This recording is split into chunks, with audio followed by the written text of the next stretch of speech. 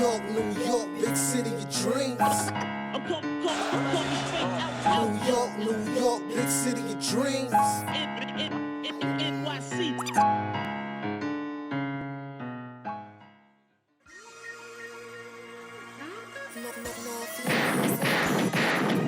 What's going on? It's JLS from the Nick of Time show here, giving you that Knicks talk just in the nick of time. And it's time to give you some very brief updates on the Donovan Mitchell trade saga with the Knicks and the Utah Jazz. So I'm not going to waste your time. Let's get right to it. But before I do, please hit the like button, subscribe button to help the algorithms out and help push KOT to the top. All right, cool. So here we go. The news has kind of been released from Ian Begley, SNY, and the news is this: yesterday's price is not today's price. Okay, the Timberwolves price is not today's price. The New York Knicks have effectively lowered the price of Donovan Mitchell. The Jazz are asking for 3 unprotected first round picks in Donovan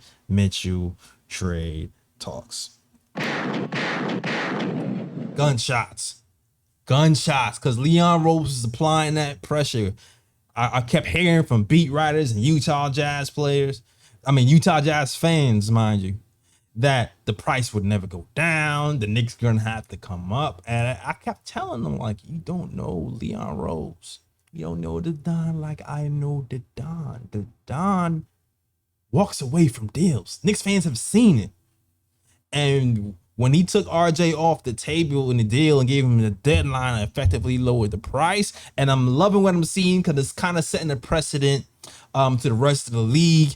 And also, he's what I call resetting the market. You know how, if you guys follow financial stuff and the stock market was really high and then it drops to regular prices, he's resetting the market. He's resetting the market. And that's what I was feeling like we need to do from the rip.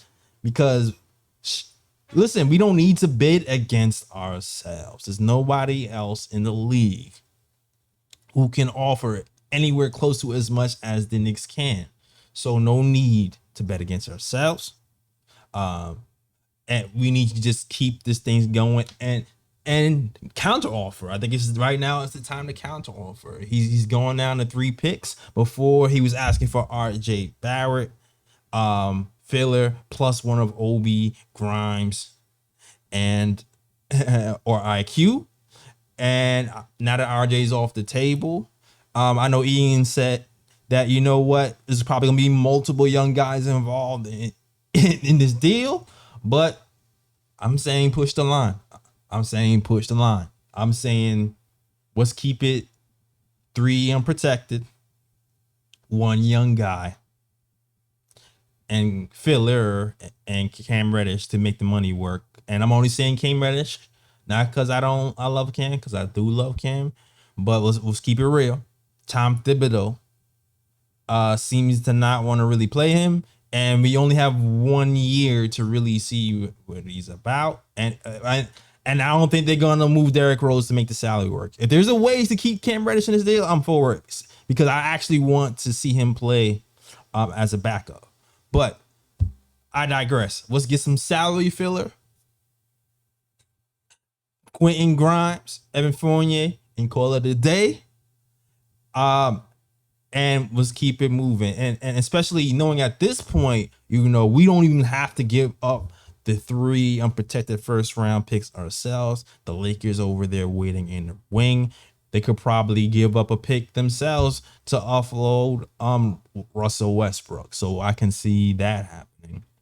Hell, I can see a scenario where they're giving up 2 picks because they trying to win a chip. So I can see them giving up a pick to unload Russell Westbrook and another pick to actually get players of significance that's going to help them on their way. I can see something like that happening. I don't know. So maybe us ourselves only have to give up 1. Who knows? But shout out to the Don for holding his ground and, not caving to Danny Ainge's ridiculous offer. Because let's keep it real, it hasn't really been a that type of unprotected pick call really doesn't happen. And the only time I really seen it happen was with Paul George going from OKC to the Clippers. He got traded for what, a first round pick with the right to swap, 2025 first round pick, right to swap, 2024 first round pick and protected, 2023 right to swap, 2023 top 14 protected, and then a 2022 unprotected and a 2021 unprotected. All that for Paul George. And if you remember, at this point, this is Paul George. Paul George was in his peak. He was averaging 28 points a game, and he was a two-way defender who shot 38% from the field. All right. So this is Paul George. When he seemed like he was on the rise, and Donovan is not averaging 28 at this point. And also, one other thing to note, the Clippers at that point already had somebody in the wings where they can overpay, right?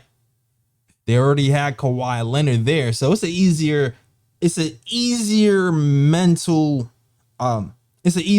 shift to put in all those assets when you already have an MVP candidate and Kawhi Leonard already on your team, because now you're thinking this moves make us contenders and a champion, and that's why the Clippers are taking seriously to stay. The Knicks are not in that situation.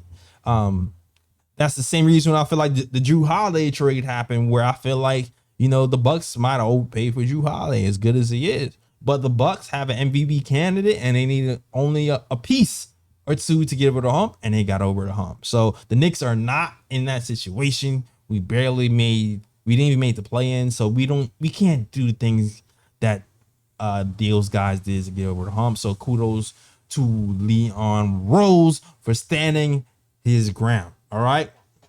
Now, in other short news, I want to talk about something else that happened in Knicks Nation. And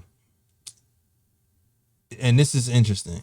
This is really interesting because there's been news that RJ Barrett was not even the target of the Utah Jazz in the beginning of the summer, right? You guys remember that, right? And then all of a sudden, in the final hour, RJ Barrett becomes this huge trade target for the New Utah Jazz, and it was just like, where is this coming from?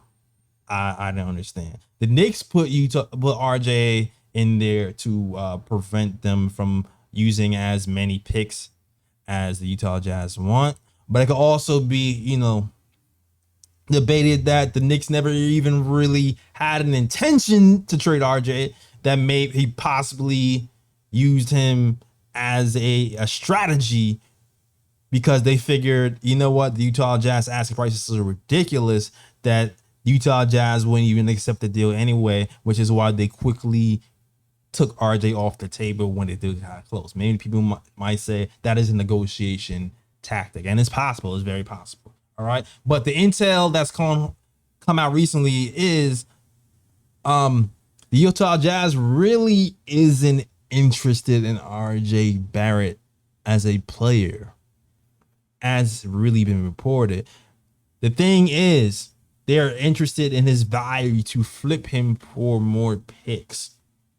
Other GMs have been interviewed, and they got the feeling that if the Utah Jazz got RJ Barrett before he signed that extension, that RJ Barrett would be available to trade. So other GMs was gearing up to make a trade for RJ Barrett if the Utah Jazz got him, because the Utah Jazz really had no intention of keeping Barrett in the house. So for all you guys wondering, where did this RJ Barrett news come from, and why the Utah Jazz seemingly to do like a 180? That is why. All right. But that's all the news. Shout out to the Don, Leon Rose, for lowering the price, because yesterday's price is not today's price. I I'm a little bit more optimistic that a deal could be done before training camp because it seems like Danny Ainge is starting to play a little bit more ball now. So we'll see what happens. And this is the power of walking away from deals. All you guys who want to give up the farm, this is why you have to negotiate. All right.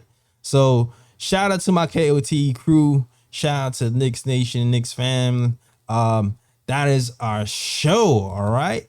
Quick one today. And as always, shout out the Worldwide West. Everywhere we go, we leave a worldwide mess. It's a mess out here in these Knicks YouTube streets. That is my show. We out of here.